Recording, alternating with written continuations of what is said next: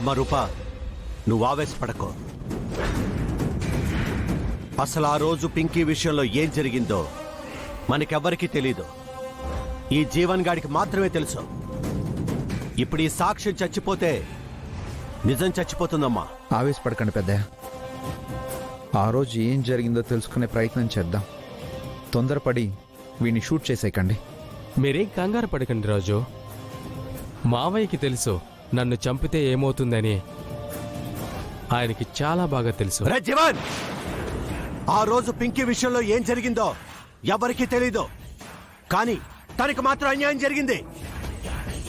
పింకీ స్పృహ కోల్పోయినప్పుడు జరిగిన సంఘటన తెలుసు, స్పృహలోకి వచ్చిన తర్వాత సంఘటన తెలుసు, కానీ మధ్యలో ఏం జరిగిందో నీకు తప్ప ఎవ్వరికీ తెలీదు.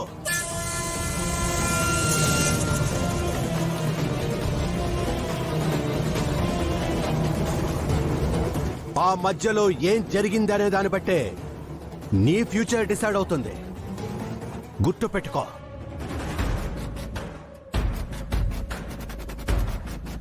ఏ నిమిషానికి ఏమి జరుగునో ఎవరూహించెదరు, ఎవరూహించెదరు.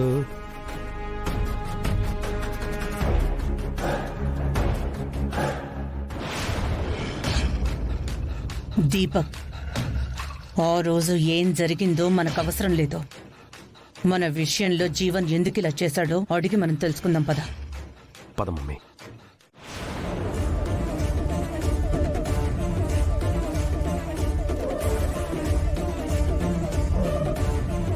ఫారెస్ట్లో మావోయిస్ట్ లాగా ప్లాన్ చేసి లేపేయాలనుకున్నది ఎలక్షన్స్లో ఆయన్ని ఓడించడానికి చేసిన ప్లాన్సేనా విజయాంబిక గారు? వెళ్ళండి విజయాంబిక గారు. నాలాంటోడికి ఇంట్లో ఉండే అర్హత లేదు. వెళ్ళి నా ప్లాన్ల గురించి అంతా సూర్యప్రతాప్ గారికి చెప్పండి. నన్ను ఇంట్లో నుండి బయటికి ఎంటేయండి. ఇప్పుడు వీడు మనల్ని పూర్తిగా ఇరికించేశాడు. వీడు వేసిన ప్రతి ప్లాన్లో మనం కూడా ఉన్నామన్న సంగతి వీడు చెప్పేసేలా ఉన్నాడు దీపక్. అవును మమ్మీ, చాలా తెలివిగా మనల్ని ఇరికించాడు.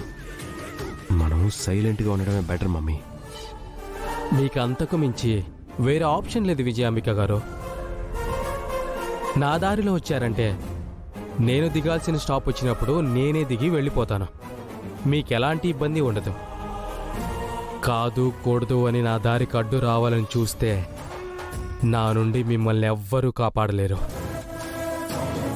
అనవసరంగా వీడి దగ్గర ఇరుక్కుపోయామే.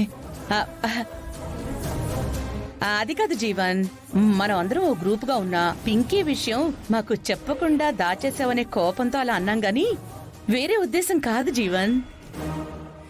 అనుకోకుండా అలా జరిగిపోయింది. అలా అని మీరు మాత్రం హారతి గురించి ముందే నాకు చెప్పారా? చేతులు కాయాలన్న తర్వాత ఆకులు పట్టుకోవాలని చూశారు, అంతే కదా? సరే, జరిగిపోయిన దాని గురించి డిస్కషన్ వేస్ట్ విజయాంబిక గారు. నా టార్గెట్ మీరు కాదు, మీ ఫ్యామిలీ. నా పని నన్ను చేసుకొనివ్వండి. అసలే సూర్యప్రతాప్ గారు నా విషయంలో ఎలాంటి నిర్ణయం తీసుకోవాలని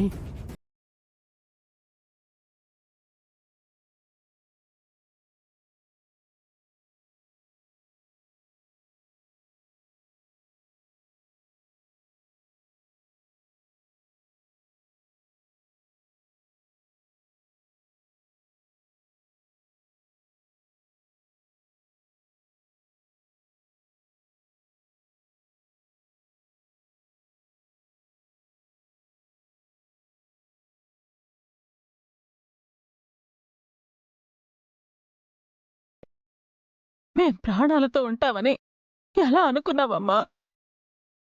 తినమ్మా.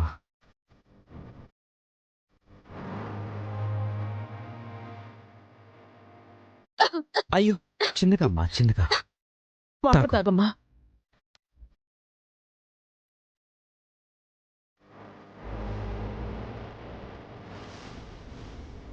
నెమ్మదిగా అమ్మా.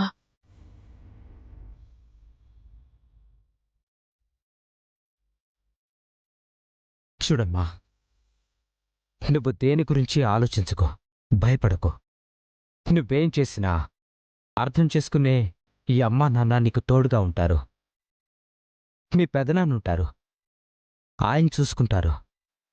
ఇప్పుడు నా భయం అంతా పెద్దనాన్న గురించేనన్నా. నా వీడియోలు జీవన్ దగ్గర ఏమున్నాయో తెలీదు. ఆ వీడియోలను అడ్డం పెట్టుకొని పెద్దనాన్నని సీఎం పదవి నుండి తొలగిస్తానని బెదిరించేవాడు. మీ పెదనాన్న పక్కన రాజు ఉన్నంత వరకు మీ పెదనాన్న మీద ఈగ కూడా వాలనివ్వడు పింకీ. ఆ విషయం నీకు కూడా తెలుసు.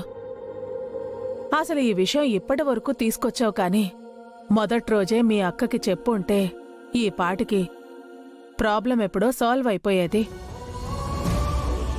ఇప్పటికీ మించిపోయింది లేదు సుమా. రాజు రూపల్కి విషయం తెలిసింది కదా. ఖచ్చితంగా తొందరలోనే ఈ ప్రాబ్లంని క్లియర్ చేస్తారు.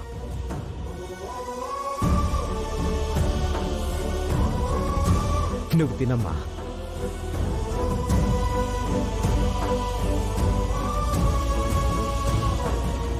చాలు నాన్న. ఈ ఒక్క ముద్ద తినమ్మా. నీలి నీలి నింగిలోన జాబిలమ్మవు నువ్వేలే, నీలి నీలి కళ్ళలోన చంటి పాప నువ్వేలే, వేలు పట్టి ఆడుకున్న చిన్ని తల్లివి నువ్వేలే, గుండె మీద ఆడుకున్న బుజ్జి తల్లి నువ్వేలే, నేను మొదటిసారి చేతిలోకి తీసుకున్న జ్ఞాపకాలు కళ్ళం.